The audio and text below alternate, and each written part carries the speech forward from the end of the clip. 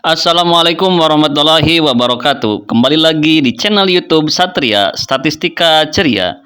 Di episode ini akan membahas tentang statistika parametrik. Tapi sebelumnya, terlebih dahulu saya akan mengulas sedikit mengenai sifat-sifat statistik. Yang pertama, statistika itu apa sih? Kemudian yang kedua, populasi dan sampel. Yang ketiga, statistika deskriptif dan inferensia. Yang keempat, parameter dan statistik.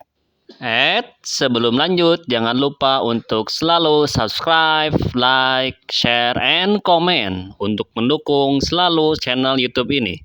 Oke, kalau udah kita lanjut ya guys. Kemudian ada apa dengan statistika? Kenapa statistika selalu muncul sebagai mata kuliah wajib di beberapa prodi atau jurusan? Kemudian, seberapa pentingkah statistika dalam pengembangan prodi dan jurusan lainnya? Dan poin pentingnya ada di data. Dalam artian, selama prodi atau jurusan tersebut masih menggunakan data dalam segala aktivitasnya, maka statistika harus berperan banyak di sana. Sehingga di mana ada data, maka di situ ada statistika. Oke, jadi jelaslah ya bahwasannya statistika itu bukan hanya berbicara tentang tabel, grafik, histogram, atau yang lainnya. Justru statistika itu menggunakan data sebagai bahan untuk mencari informasi.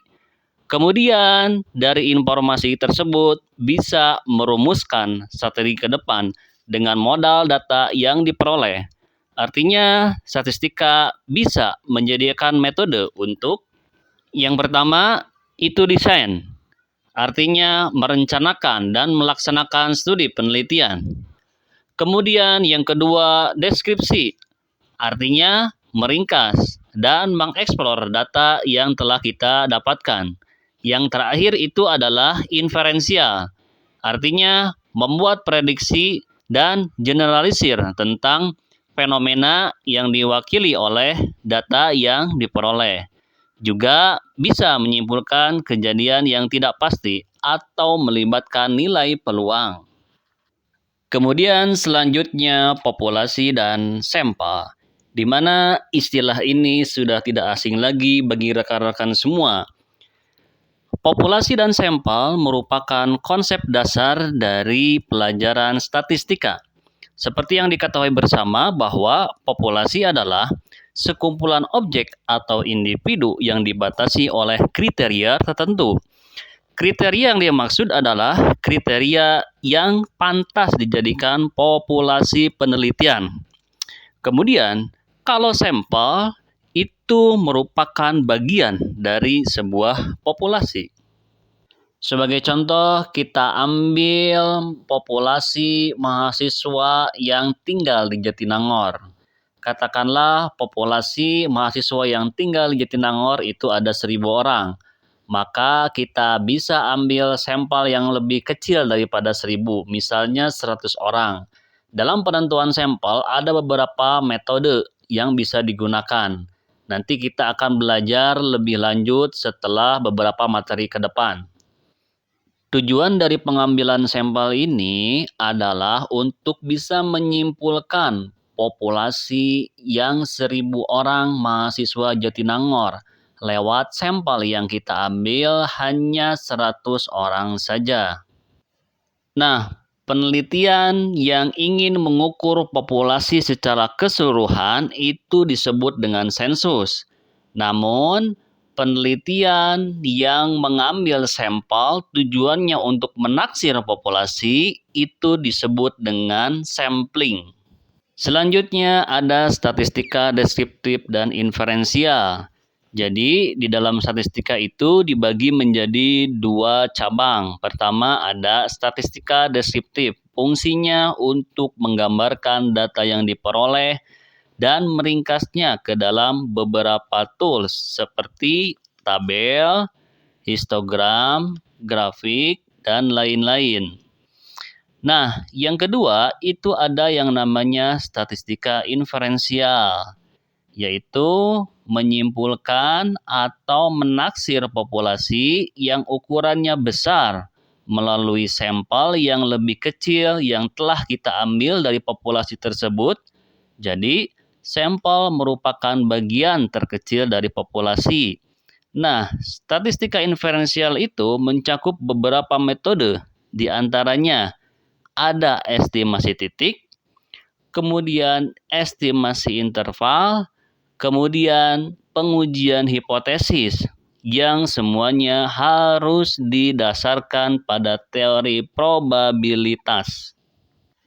Sebagai analoginya, jika kita mendapatkan data, kemudian kita teliti dan didapatlah hasil yang kita inginkan, perhitungan-perhitungannya, maka itu dinamakan dengan deskriptif.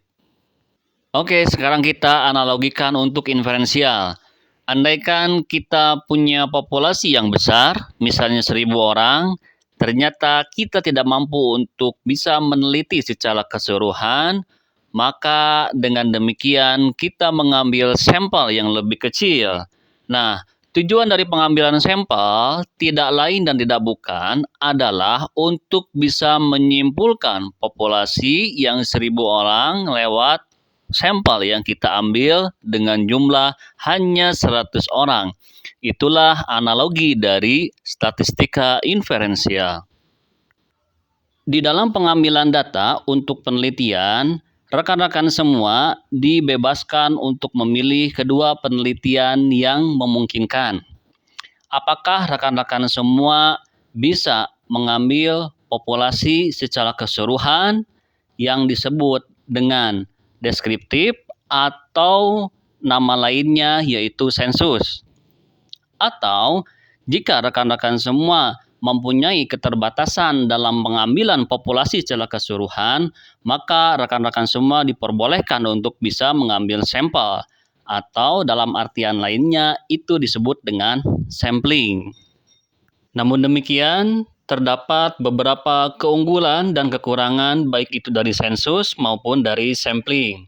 Oke, kita bahas untuk keunggulan sensus. Yang pertama, sensus mempunyai akurasi yang tinggi karena dengan jumlah unit pendataan yang begitu besar, sensus mampu menghasilkan data yang sangat akurat dan tepat. Data sensus tidak memiliki margin of error karena sudah berbicara parameter populasi. Kemudian yang kedua, data yang mutakhir.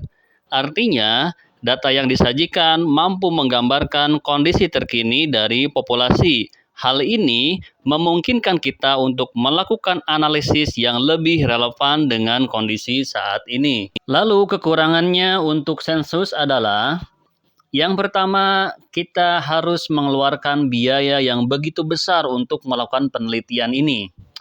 Kemudian yang kedua, waktu penelitian cenderung lebih lama. Kemudian yang ketiga, tenaga yang kita butuhkan jauh lebih besar karena populasi jumlahnya lebih besar dibandingkan dengan sampel. Kemudian, keuntungan menggunakan sampling. Yang pertama, hemat biaya. Kenapa? Karena data yang dibutuhkan hanya sebagian kecil dari populasi. Kemudian yang kedua, menghemat waktu.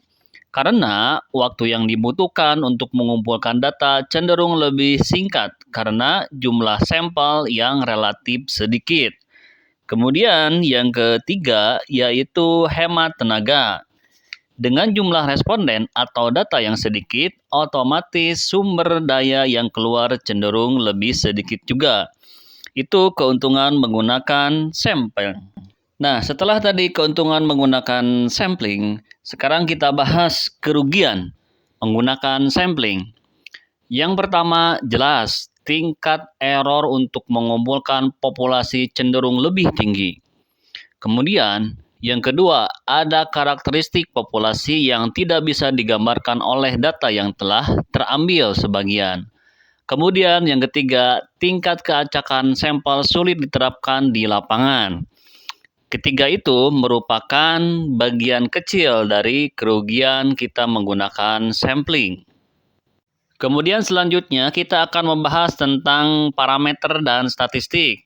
Yang dibahas di sini sangat sedikit sekali, terutama hanya dengan pengertiannya saja.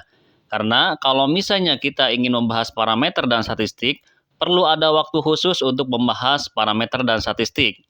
Jadi, untuk pengertian parameter secara sederhana adalah nilai-nilai atau hasil hitung dari populasi. Kemudian yang kedua, tentang statistik. Artinya, statistik adalah nilai-nilai atau hasil hitung yang didapat dari sampel. Oke, demikian pembahasan singkat dan sederhana mengenai sifat-sifat statistika. Semoga ada guna dan manfaatnya. Mohon maaf apabila banyak kekurangan. Dukung terus channel YouTube ini dengan cara subscribe bagi yang belum subscribe, kemudian like and share. Serta jangan lupa untuk mengaktifkan lonceng notifikasinya agar tidak ketinggalan updatean video selanjutnya. Kemudian bagi rekan-rekan semua yang ingin konsultasi statistika untuk tugas akhir, skripsi, tesis, disertasi, atau penelitian lainnya, silahkan kirimkan email ke alamat dik2.wahyudin@gmail.com. D-nya double ya. Terima kasih. Assalamualaikum warahmatullahi wabarakatuh.